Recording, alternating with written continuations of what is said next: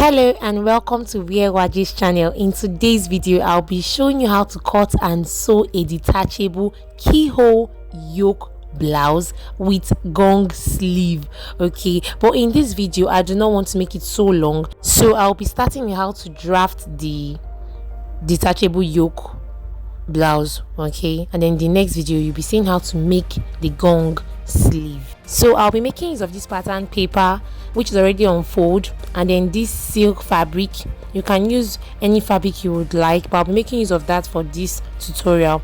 My pattern paper is already on fold, and because I'll be cutting the front and back pattern pieces at the same time, I will be using the blue marker to illustrate the back pattern and then the red to illustrate the front pattern. Okay, another thing to take note of is we would be drafting this yoke blouse from a basic bodice pattern. So you will first of all draft your basic bodice and then cut out your keyhole blouse from it. So what I did here is to get the length of my basic bodice, and then I'm going to mark my shoulder measurement divided by 2 on that line, and then I'll slant my shoulder by first coming down by the armhole measurement, which is gotten by dividing your bust circumference by 6 and adding 1.5 to it.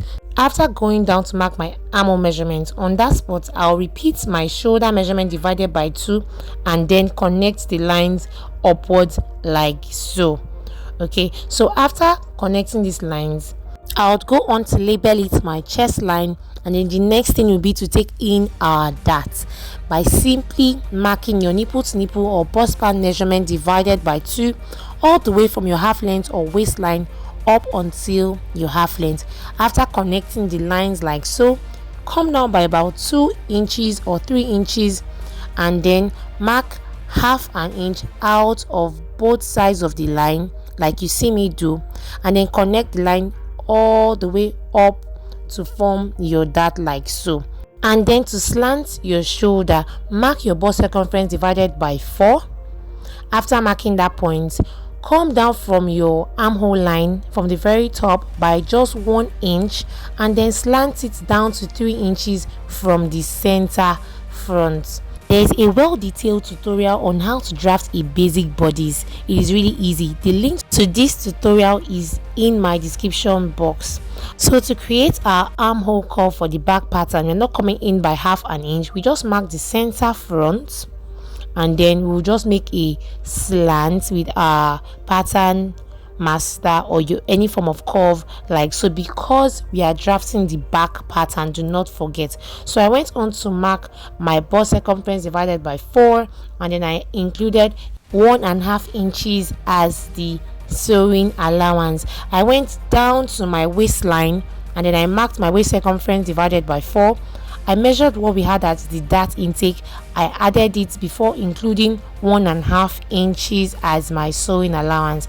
The next thing is to connect your lines. Please note that we are drafting the back pattern, and here we did not include the zipper allowance. It will be done or added when we are cutting it out on the main fabric. So now to your neckline, we'll be going in by 3.5 inches as the width, and then I came down by just 2 inches as the depth of this back neckline. Please note that this is the back pattern.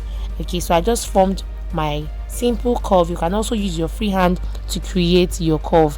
So after doing this is the back pattern for this yoke blouse we're trying to create. So the only difference for the front pattern would be the armhole intake, because we'll have to measure our armhole measurement divided by 2. So we're just going to mark the midpoint there rather and come in by about half an inch, and then use your curve rule to connect this line down to that bust circumference divided by 4 you marked earlier. Okay, so all of this you'll be seeing when you see the video on how to draft a basic bodice. It is really easy. Now for the neckline, I would be maintaining the wideness of the 3.5 inches that I used for the back pattern because they must match. Then I would come down by about 4 inches, 3.5 inches, 5 inches depending on you, but please do not use beyond 4.5 inches. I do not recommend that because we are creating a keyhole. All right, so I'm just creating that curve, and this is what your front neckline should look like. You can also use any neckline, but this is just perfect for me. There is a video on how to draft different necklines on my channel as well. The link is in the bio. So before I go on to cut it on my silk fabric, I would be coming down because it is a yoke blouse. Remember, this blouse we drafted here is down to the half length. So to do this, or to turn this half length blouse to a yoke blouse, I would simply come down by 2 inches or 3 inches from my chest line, depending on how long you want your yoke blouse to be.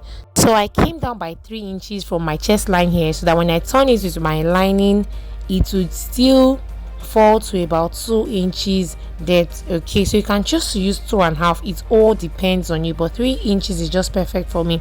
So I'm just going to make that line horizontal because that is where my detachable yoke blouse would end.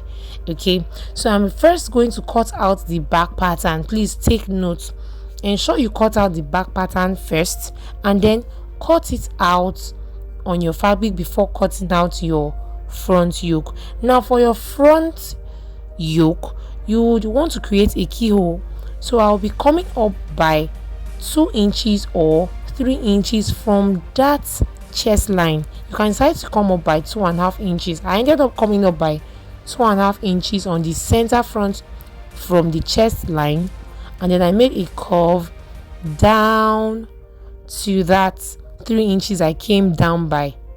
Okay, so if you don't understand what I'm saying, just watch. So I'm just going to make a curve. You can actually use your free hand if you do not have your curve rule. Just make a curve like so, and then this is what we have.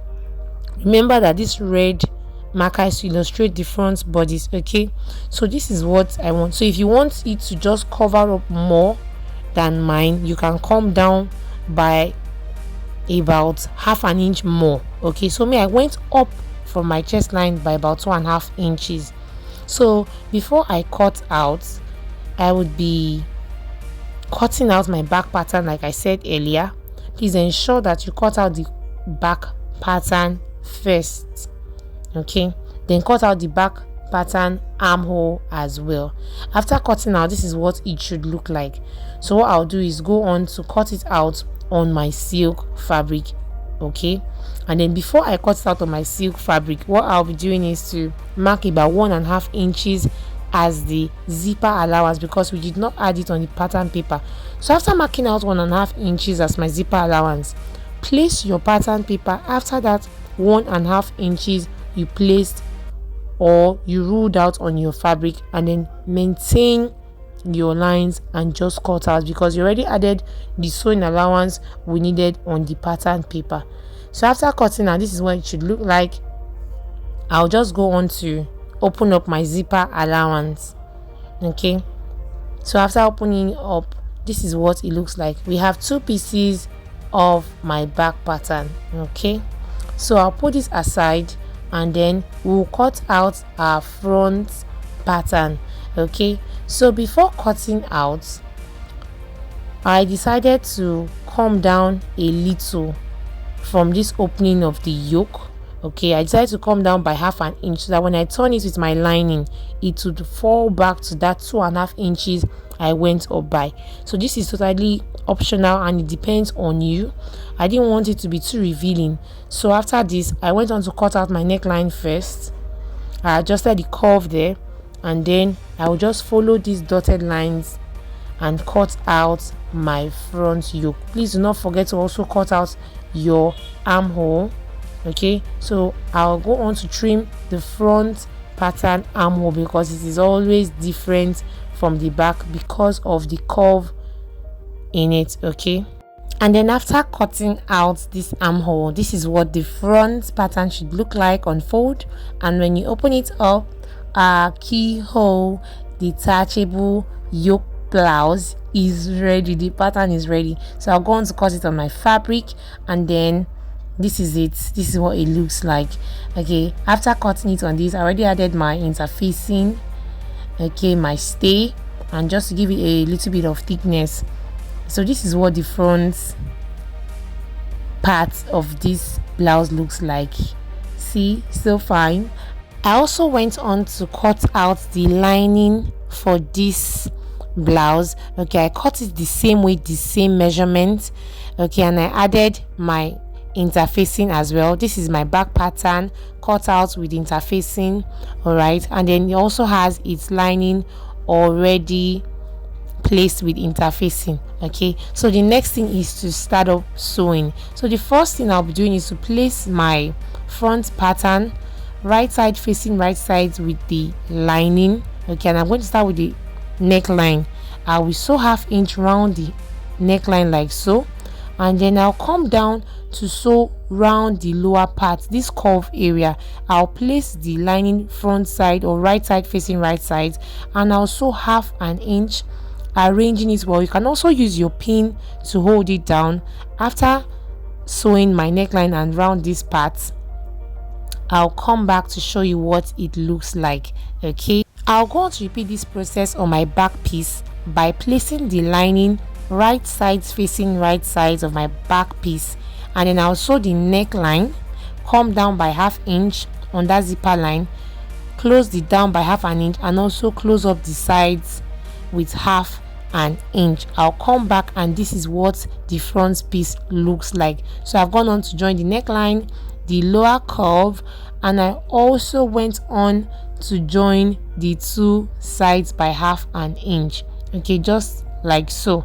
All right, so after doing this, before I turn, it is important to make your notches.